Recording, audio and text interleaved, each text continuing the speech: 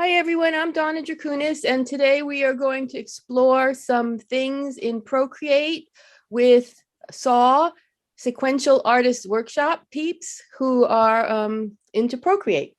And I'm going to spotlight my iPad for everyone and show you what we're going to do today. I made this crazy image to illustrate a bunch of things from the adjustments menu that you can use for color, texture, special effects, and all kinds of things in Procreate. So here's a list of what we're going to go over today. So we're going to talk about how to make our line art transparent. This is a different way that I saw recently than what I may have mentioned to you in past videos. We're going to show how to save and load selections, which is really useful. And I'll show you some reasons why. And we'll talk about making sure we duplicate the layer or copy and paste our canvas before we do some of these special effects so that we don't ruin accidentally our whole project. And then we're just going to go down the color, the adjustments menu in Procreate. And there's things for color, there's blurring, there's texture. And then at the bottom, there's two things. I don't know how to categorize them, but liquify and clone. Liquify is the best tool ever. And clone, I use occasionally to fix little things. So that's what we're going to do. So we're going to start with looking at some transparent line art and how to protect our work from getting ruined and using blurring to make gradients like these. Because Procreate does not have any gradient features built in the way other products do, like Photoshop or other ones that you may have used. So I've just got some layers here of different things. So I'm going to turn off all my layers, and you can see my background of this image is tan. Okay. And if I turn on this layer of drawing that I have, that has a white background with black drawing on it, I can't see through it. I can't see my background. And this has come up in questions and various things that we've talked about on the Mighty Network and in these videos. Why can't I see my background? Or if I erase on this, oh no, why is my erasing not matching the background? It's because sometimes we have a white background on our line art, and there's different ways that you can get rid of it, get rid of the white background so you just have the lines, but this one's super easy and very cool. We talked a little bit about blending modes in the past, and when you click on the layer to highlight it and click on it a second time, this list comes up of what's called blend modes, and it's usually on normal. That's what it starts out at. The ones above normal have to do with things that are darker, and the ones below normal have to do with things that are lighter. So if you go all the way up to multiply, only things that are darker than white will show up. So by setting a layer that's black and white to multiply mode, you're essentially making it erase all the white. The white is still there, but the multiply blend mode hides white. That's one of the things it does, because it's a one that's dealing with what's darker. And white is obviously not in the darker frame. So I thought that was really cool way to do that without having to extract your lines or try to select and erase the white or anything like that. You just change that blend mode to multiply, and bingo, the white's gone. I can see my tan background. If I erase something, it shows all the way through to the background because the background's already showing through. So, okay, so that was one cool thing. Now, the second thing I wanted to show you was make sure you duplicate your layer or copy and paste the whole canvas before you use a lot of these effects that we're going to look at. So let's turn on some layers just so we have something to look at and talk about how do you know when I should duplicate a layer or copy and paste my whole canvas. If I'm going to be messing around with, I only want to work on this shape, if I only want to work on that shape, or if I only want to work on this rainbow, then I'm going to work in the layers. And I'm going to duplicate the layer before I do anything to it. If I want to do something that's going to change the whole picture, I have to first go into this tool, wrench, and say copy canvas, and then paste. Nothing changed on my screen, right? But what I have now is one layer that has everything that was showing on my canvas. So if I wanted to do something that was going to affect my whole picture, I would do this. And this would be typically the very last thing that you do to an image, because once you have it all merged, you can't go back and then work on the different layers and things. So you won't be doing this a lot, but sometimes we'll come to it, especially in some of the color corrections. You may want to do a little tweaking of the color on your image, and there's only way to do it to everything at once is to merge it all into one layer. And we want to save our layers just in case. So use the wrench, copy canvas, paste. It makes one layer with everything in it, and it's a duplicate. It doesn't destroy anything else in your image. Okay, so we're going to look at here is these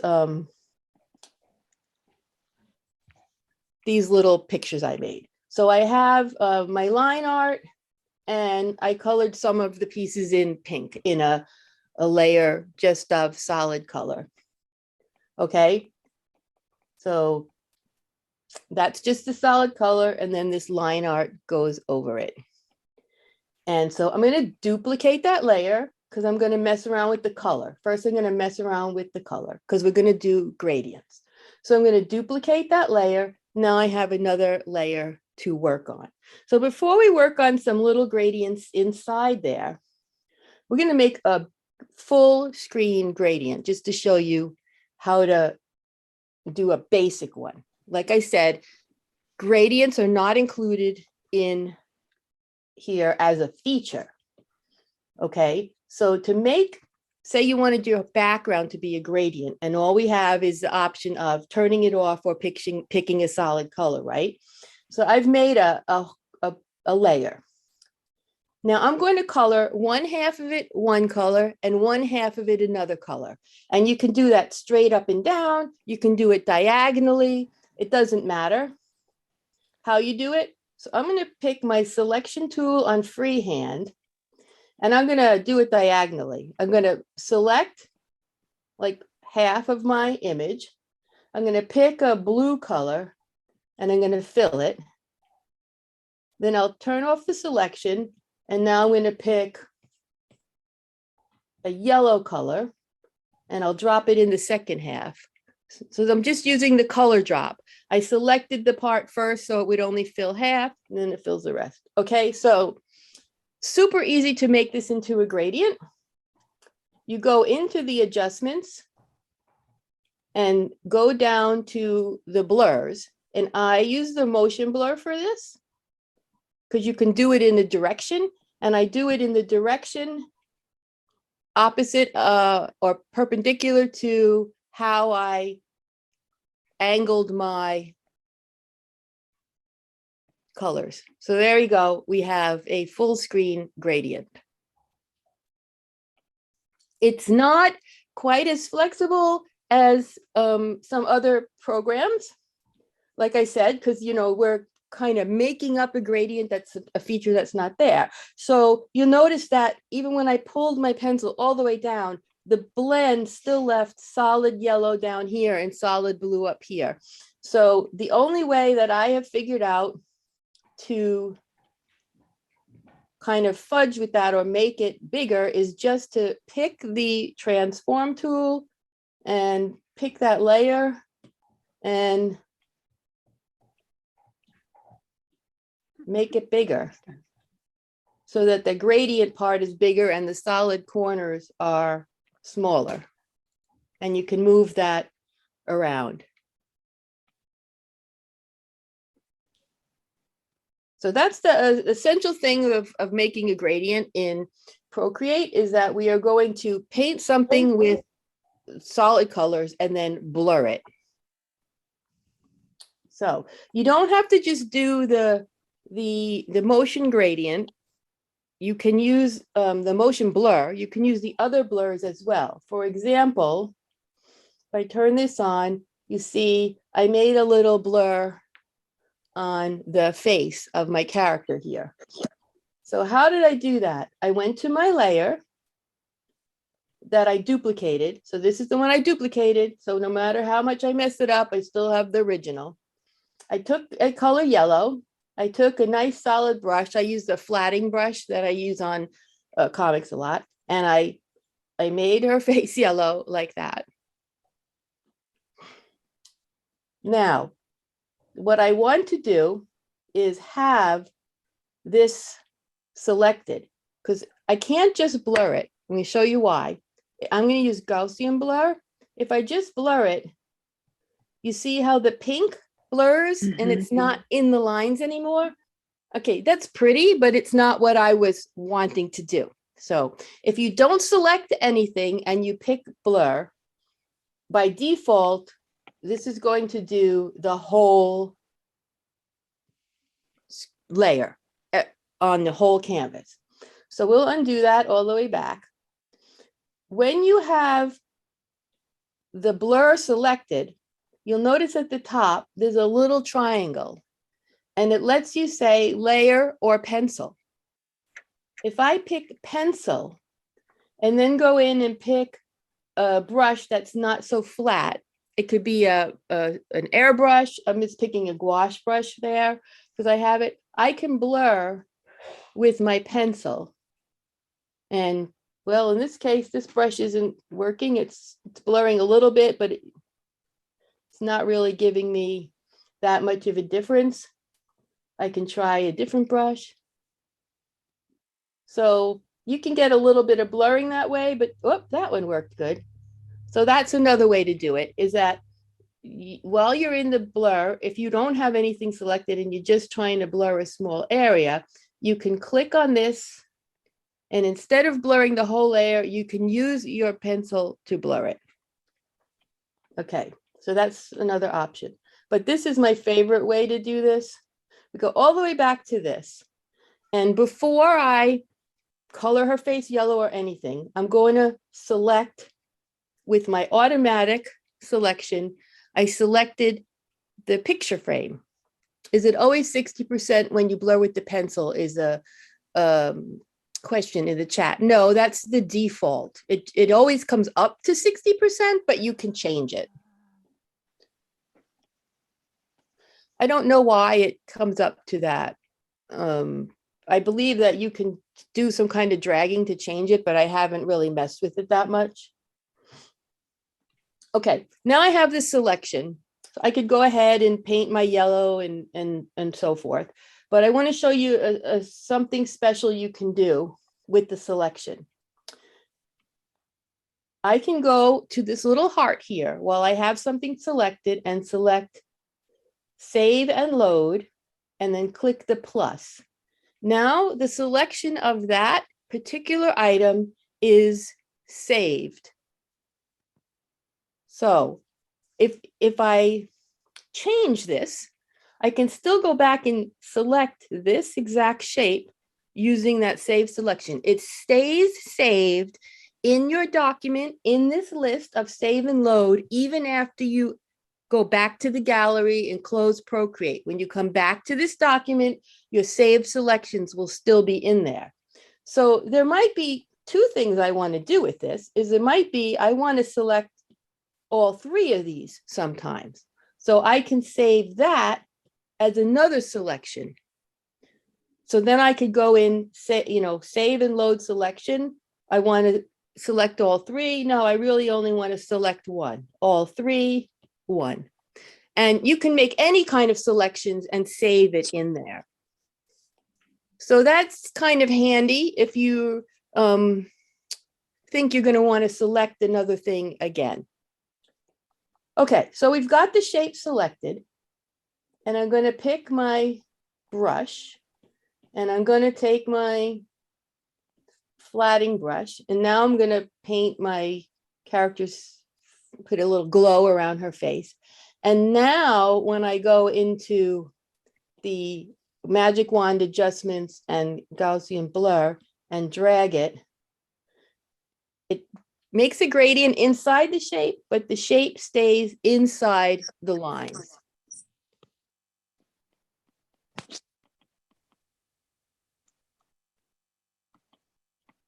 Make sense?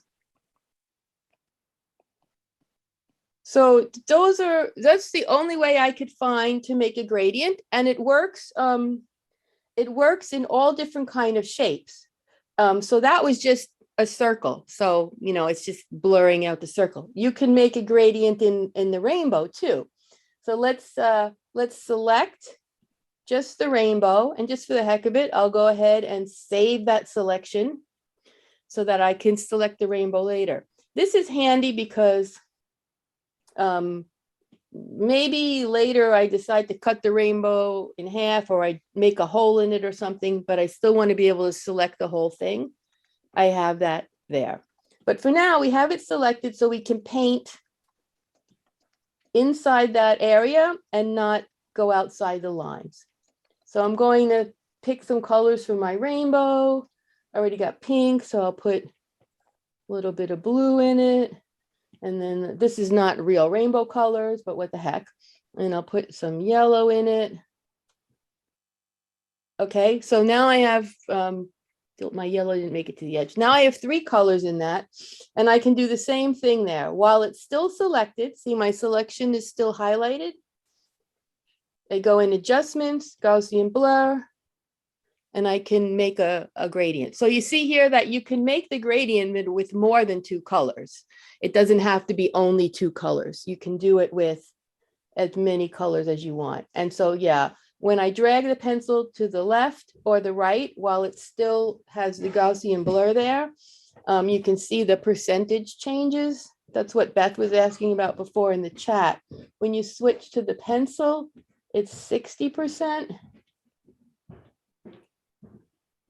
And I don't see any way to change that. So it might be that it just is stuck on 60%. That's how the pencil works. That's something I'll look up more. So the difference between the layer versus the pencil, yeah, that's a question here. Okay, so if I go into the blur, it comes up. If you have an older version of Procreate, when you click Gaussian blur, it's going to pop up and say layer or pencil. The newest version goes to layer automatically and has the pencil feature hidden, because it seemed like most users blur the whole layer. So we're going to go ahead into Gaussian blur, leave it on layer, and when I drag it and blur it, it blurs everything in the layer. You see, it's blurred these three things. It's blurred my rainbow, everything. But what if I only want to blur a little piece of this? Then I would go to the pencil and see, I can just blur what I want, not everything on the layer. Yeah. So, so that would be like another way to do this without having a selection. If I just painted this character's face yellow and then went into blur, and I kept it on, into blur, and we're going to pick pencil, and I kept it on my same flatting brush. So a big flat brush seems to work good. I can blur her face inside the oval without blurring the edges. So using the pencil is one way to get a localized blur, and using a selection is another way to get a localized blur. Can you do it with one color? Yes, like you can blur just one color. It blurs into something else though. Like if I try to blur in the middle of this pink, it's already solid, so it's not really doing anything. But if I blur it into the background or into transparency, it will blur and make a gradient from solid to transparent. Deb, is that what you're asking? Like, can you make a gradient with one color would basically be going from solid to transparent? Yes, that's what I was asking. Okay, Thank so you. yes, your second color can be transparent. If we want to go back to what we were doing before and add a new layer, and say I want to put a gradient that covers one side. And remember, I selected half of my drawing. Doesn't have to be half, but I picked half. And I'm going to say, I'm going to put a gradient that goes over this half and leave that half transparent. Now, if I go in, nothing selected because I want to blur the whole layer. I pick motion blur because I want a direction. And see it's opaque here. And the other side of the blur is transparent. So yeah, you can do it with one color fading to transparency as well. Perfect. Thank you. You're welcome. The only other blur there is the perspective blur, which you can try. You can mess around with these things. It doesn't work so great for gradients. It's more for if you're drawing in perspective action comics. I could see it used in drawing for like manga or superhero comics or something. I've never used it for anything, but it works in accordance with perspective if you're drawing with perspective guides and things. So we'll skip that one because it's a little more complicated than what we're going over today, but just know that it's there. And at some point, maybe we'll get advanced enough to do a lesson on perspective drawing and look at how perspective blur can work with that. So let's see, what was I going to talk about with this? Yeah, so you can make your line art transparent again by setting it to, if it's black and white, multiply mode. Duplicate your layer or copy and paste your whole canvas, depending, so that you are changing a copy, not the original.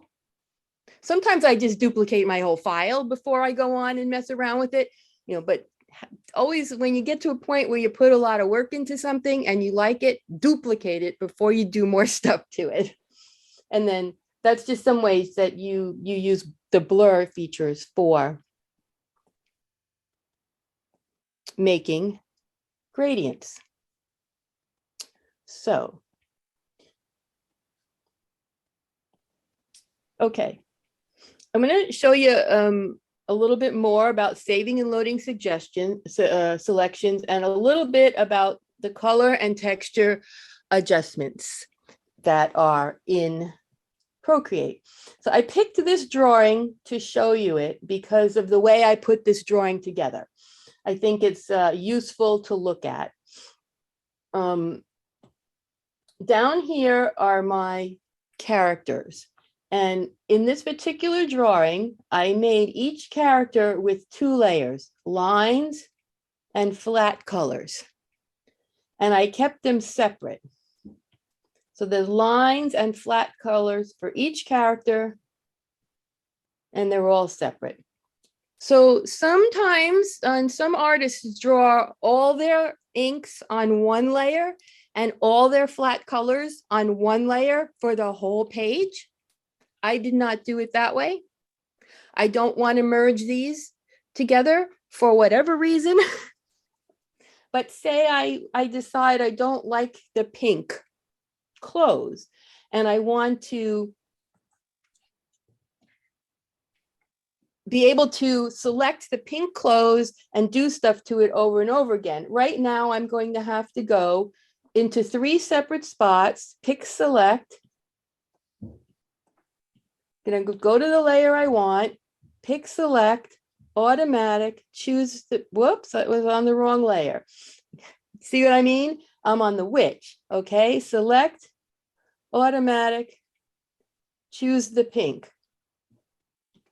Now, can I switch layers and go tap and hold select again so it comes back up and add and choose, whoops, wrong layer. Choose, what layer am I on?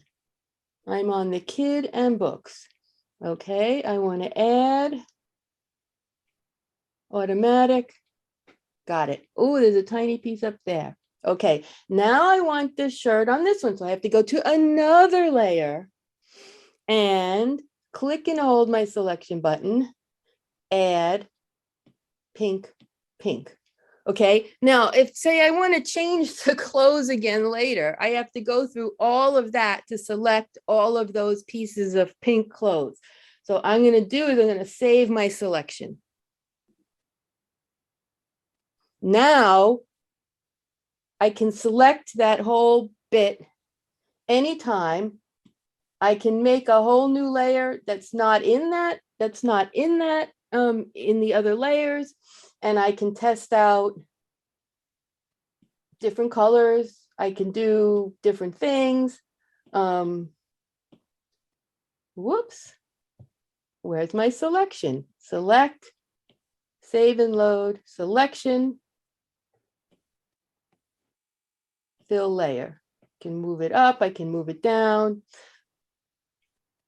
But I can do things with all those shapes at once. Maybe I didn't really want to completely cover those, but I wanted to put a layer effect on it. So with this effect, it's changing it a different way.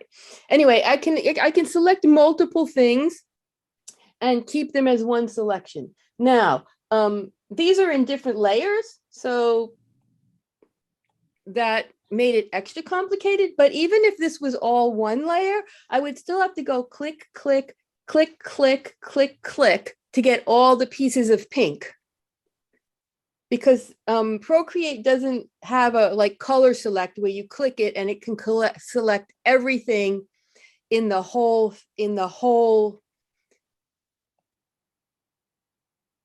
layer or whole file that's that color. So in Procreate, you have to pick, like I showed you, say I did,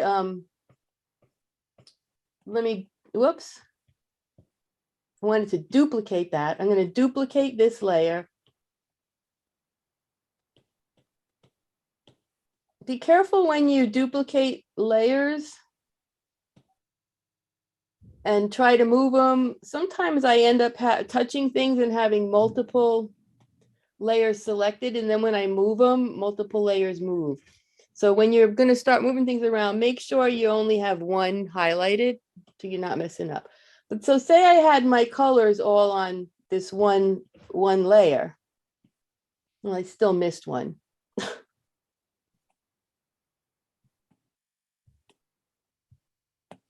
Okay, that's the one. Duplicate. I'm going to bring it up there, merge it with that.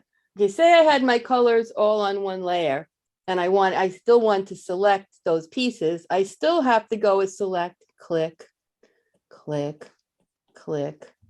Whoops, there's another tiny piece. Click, click. So, I still have to do it over and over again.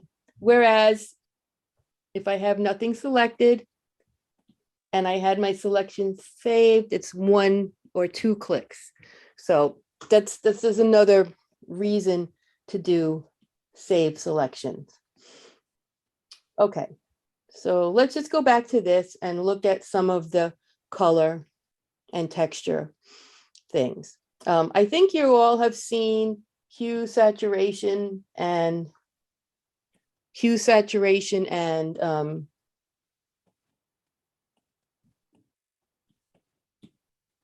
brightness. And so you can go into that and you can make things darker and lighter, make the colors brighter or duller, and just change the whole hue of it. Everything changes together. So you can do that with everything in the layer or with things selected. I think you've all probably used that. I'm going to show you something that's a little more interesting. And we're going to go into a different drawing to look at this. This is something that has like some shading and stuff in it. So if we go into some of these other things, it doesn't do as much in flat colors. But if you have things that are shaded, or if you're doing collage and you have a photograph, these things are more fine-tuned than hue, saturation, and brightness. So the one right after that is color balance. And it looks like there's just 3 sliders here, but you see this little star sun here? If you click on that, the 3 sliders are either for the highlights, the midtones, or the shadows. So you're going to only be changing one of those at a time, the highlights, the midtones, or the shadows. So say I want to change my shadows and I want them to be a little bit cooler. And so I can go in and pick shadows, and then I can move my shadow slider to blue or cyan, and it will just change the shadows, the darkest colors in the image. Can you see how that's just changing the dark colors a little bit? And by shadows, it means dark colors. It doesn't know if you have drawn a shadow in your drawing. It's not that literal. Does everything have to be on one layer to change? Yes. This only, as far as I know, this only works on one layer at a time, but we can try that if we want. I can turn on the multiple layer versions of stuff here. So would you just take your whole piece, if you wanted to do it to your whole piece, and copy it so it was all one layer? And if you can see here, that's what I was doing. What I had done was I had everything turned on like this. And I have, no, not those. I have all these layers. So I had it all turned on, and I went to the gear tool and I said, copy canvas, paste. And that's why this would be one of the things that if you wanted to adjust your shadows and things on a whole image, you would want to do it at the very end when you're finished with everything else. So don't even bother with this for your first proof or your second proof or your third proof. It's something you wait till you're getting ready to final proof. And I know we all do this, and we all have files called final 2, final 72, F in final 999. But you really try to wait as long as you can to do anything that's going to affect the whole image, because like I said, you have to go back. Then it's harder to go back. Of course, maybe I just wanted to change the dark colors on this image. Maybe I just wanted to change, the darker blue or something. But generally, I find that this tool is more effective or more useful for me at the end point where I'm trying to make some fine adjustments. Another one here, again, using our duplicated canvas.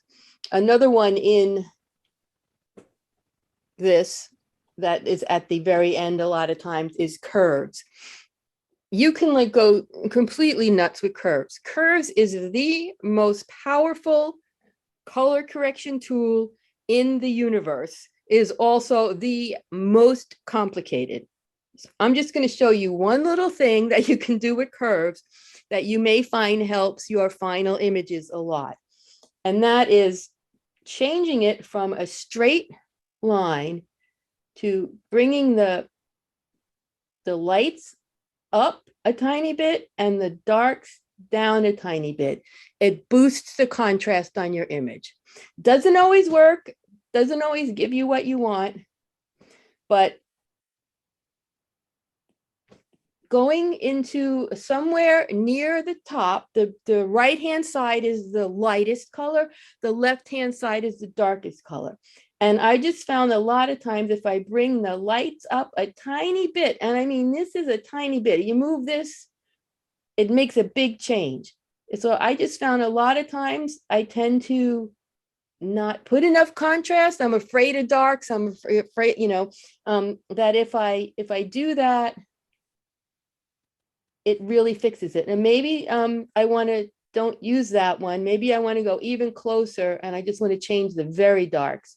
So wherever you touch the line, it's going to add a dot and that's what moves. And so I usually start by trying at these quarter lines, but a lot of times you don't even want to go that. You want to go closer to the white mark and closer to the black mark because you just want to change the highlights. And again, a tiny, tiny move makes a big difference. I mean, you're never going to be dragging that a far away for basic things. So that's all I wanted to show you on that. If you have a trouble with contrast in your drawing, changing that from a straight line to kind of like that S, where you pull near the bottom corner, you pull that down a tiny bit, and near the top right corner, you pull that up a tiny bit, it will boost the contrast. That's curves. Let's see. Oh, this is so cool. This other one is so cool. I'm going to turn all my layers on here. My final image here was pretty complicated and it has all these layers. And I actually it was kind of black and white for my comic. I painted it in those colors, but then I really, really muted them out. And how I did that was I made a layer. Let me turn it to normal. Here, normal blend mode, and just show that layer. I made a layer, supposed to be solid gray, but there's a blotch on it. But anyway, I made a layer like that, and I filled it with gray and accidentally drew on it apparently. And then I changed the blend mode to hue. And what that does is it takes all the color out of the whatever's behind that layer, and I lowered the opacity. So you can keep, if you leave it at maximum opacity, there's no color left in those sections. But if I bring it, the more I bring it down, it's just muting the colors. So I had it at 90%. So you can use that for, doesn't have to be gray. It's a nice thing if you want to check your contrast though. If you put it at the very top, if you put that layer at the very top of your stack of layers, and you can turn it on and off and just to see if you have enough contrast in your image. But I used it for changing the characters to almost black and white, and then I left the color in the background. But I want to show you something else you can do. And this is, again, a thing you do at the very end. I'm going to copy my canvas from the wrench tool, copy canvas, and then I'm going to paste it. And of course, you could do this just on single layers for special effects. But say I don't want to use full color or grayscale. I want to have a really cool color palette in this comic, and I'm going to use it over and over again. And I want it to be real easy to make the colors. This is what gradient map is for. So I clicked it and it came up. Look, it turned my whole image to a page of greens. And that's because that's the one I had used before. It's got all these greens in it. I had made this before. It comes with some in it that have different, that one's kind of cool, isn't it? Venice. If I picked that for a color palette for my whole comic, that would be kind of cool. But what it does is it uses the dark and light values in your image to apply colors. Some of them are pre-designed by Procreate, like the ones that say Blaze, they have names. And then the ones that I made, I didn't rename, I just call them gradient. and I messed around with some funky things. You know, I could have a neon style comic. So it comes with some pre-done, and you can make your own. So if I wanted, say I wanted to make my own, I would click plus, and it comes up to a new gradient, and it starts with black and white. The darkest point is black, and the lightest point is white. Okay, say I don't want any black or white in my image. I want to have like navy blue and almost white yellow for my dark and light points. I can click on that and go around the blue and move it around to a really dark blue. So now there's no black in there. There's just the dark blue. It's not very different looking because it's still very dark down there. You can see how it changes if I move it up higher. So you decide how dark you want your darkest darks to be and what color. And then I can click on my lightest point and say, okay, I want that to be a really pale yellow. Okay, so that's interesting, but you can add more points in here. So I can say, okay, at this point, I want to have a green hue. I mean, usually you can go just nuts with it. And you can move these up and down to say, okay, everything. So whatever this box is saying is that, you know, everything from here, I'm dragging the darker color up, I'm dragging the darker color down. Where's my mid-tone? I can decide where I want my mid-tone to be. And this one's pretty ugly, but you can see how you can create a color palette to fill in images, and you could actually make a color theme for a comic like that. So, so I'm done with that one. And like I said, it comes with 4 or 5 predefined ones. You can click on them and edit them if you want, the ones that it gives you, and you can make new ones. So I think that is really cool.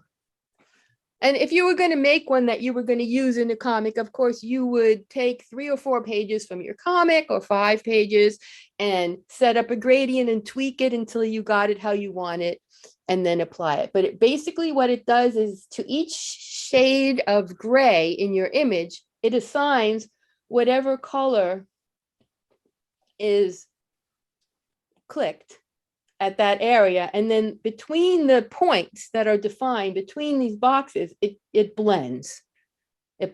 So you can see the light peach here on the face is kind of a blend between the yellow and the darker peach, and there would be between white and a light gray, a darker gray, and black. So it's applying colors based on the value. You can do this to a selection, you can do this to a single layer, or like this, you can do it to a whole page to apply to a whole comic. So it's completely up to you how you want to use this. I think it's really cool for a whole page, but I have used it in the past for like one character, just or a background. If I wanted to change the colors, I would say there was an ocean in the sky. I could apply a gradient map to that and it will change the colors. So I've used it on single layers. I have never done a whole comic with it like this, but I think it would be so cool to you know, make up a color palette, draw your whole comic in grayscale, and then just plop a color theme onto it with the gradient maps. That's all the color stuff in there. Okay, a little bit about texture, and you can do this to layers or whole things as well. Noise adds noise. Okay, so we're going to go on this. I'm going to turn off the black and white, my grayscale layer here, so you can see her in color. And I'm going to go back. I'm going to go back and click noise. Make sure I have the layer selected that I want to do. Okay, gonna go to noise. That's the thing. I'm always on the wrong layer. Okay. Noise, just like everything else, you can drag your pencil back and forth. Noise adds grit or dirt to the layer, or noise. It's called noise. It's like stray pixels. There's 3 different kinds and 3 settings for each one. So clouds is the default one. When the scale is pretty small, which is normally what people use, is just to add a little texture to something that looks too flat. But if you move the octaves and turbulence up and do it, and the size, it makes these funky patterns. So I could see you using this to, like, not with this selection, but say I wanted to design a really cool fabric for a character's dress. I could, create a design like that. So on small scale, small turbulence, you're just adding some texture to it. The more you add, it grayscales it. The noise is grayscale because by default, it is selected to be single, meaning single color. If I collect multi instead, then my noise will be multicolor. So it comes out a little different. Doesn't show up much different when you're on a very small scale. Also, this additive thing checked means it just goes in the selection. If I turn it off, it's like the whole layer gets noise in it. Anyway, noise is one way to add texture to an item, to a background, to your whole thing. But it does,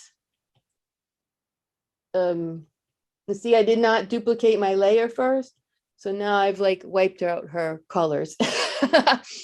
It's okay, because this is just for an exercise, but you could see why you want to duplicate your layer first.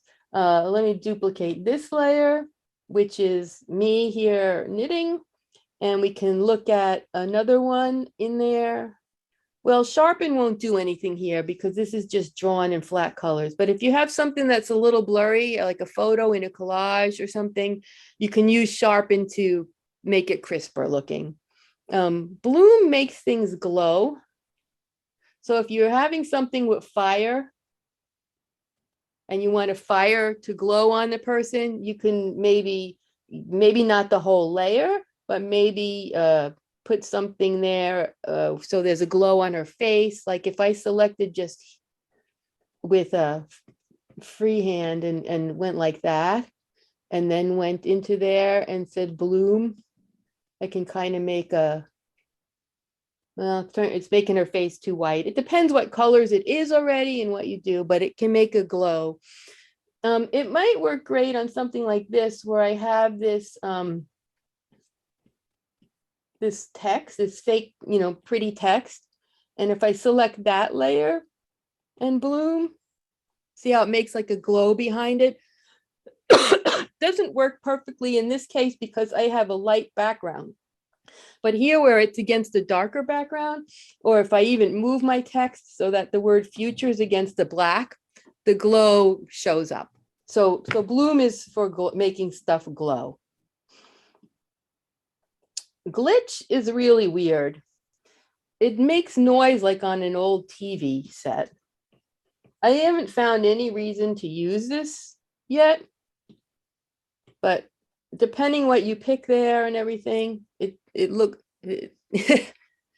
maybe if you were, I could see a special effect in a comic where somebody's mind is going nuts or something exploded or whatever, and you wanted to like mess it up.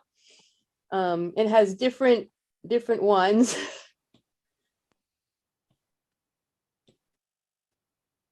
So like, yeah, so like if I could see that if you took some drugs, or for animation, Janice said, different things like that. I have not used this for anything, but it's a special effects, basically. It's not the normal. You can make the colors split and shift different ways. So I could see it for some kind of special effects. Me personally, I see this for like sci-fi comics or something's going with your mind or something like that. That's what comes to my mind. But you just have to go play with it and see what they do. And then Beth showed us about halftones a couple of weeks ago. I won't go through that a lot, but halftone adds dots like in old printing, makes it kind of look like an old comic. And it has full color screen print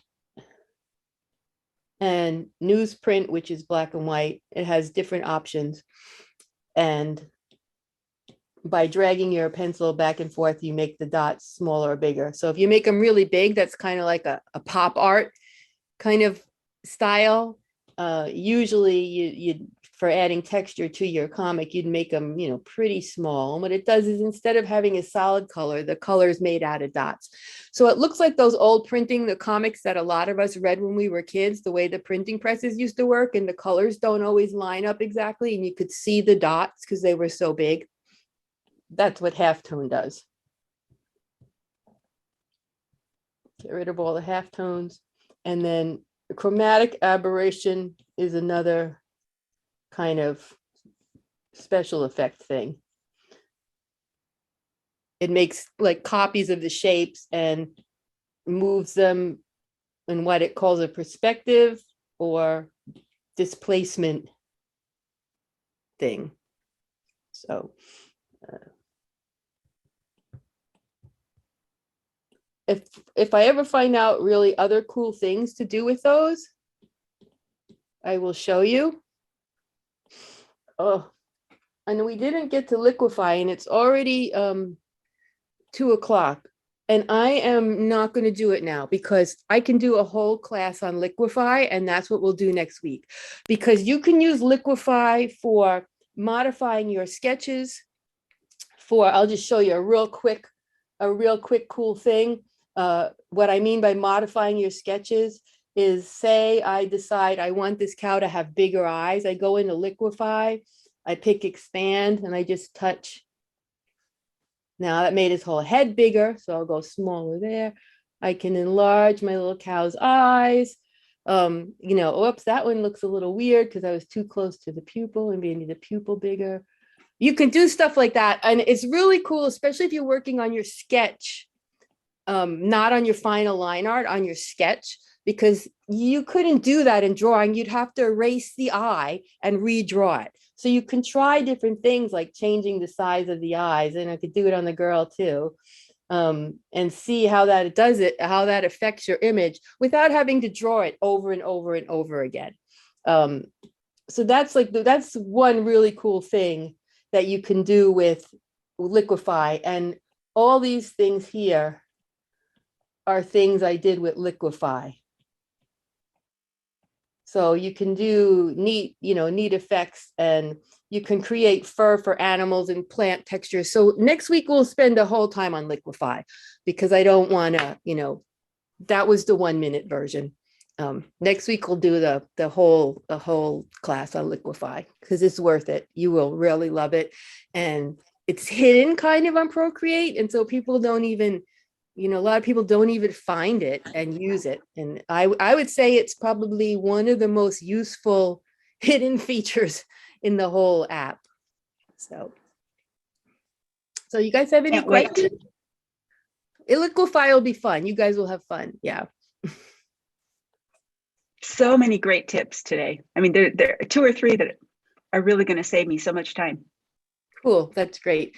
Again, I recorded it. I did not make a handout this week because there's so many things written on all the things in the adjustments menu that are already out there. So I found a pretty simple one that goes through all the items one by one in the adjustments menu with some simple illustrations. So when I post the video, I will post the link to that document in case you want to, have something to read through that shows you what all the sliders do in a more technical way.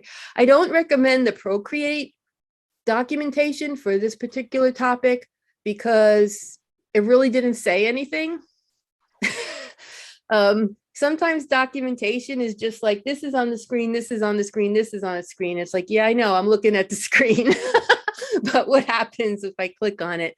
So I will post the link to a good reference on that I found online. So Thank you, Donna. This was yeah, great. thank you all for coming. And again, I'll get the video posted as soon as I can. Carlo's out for a while. He usually posts it. So we'll see how the timing works on that, but it will end up on the SAW YouTube channel. Okay, thanks guys. Thanks See a you. lot, Thank Donna. you. Thank you. Bye-bye. Bye-bye.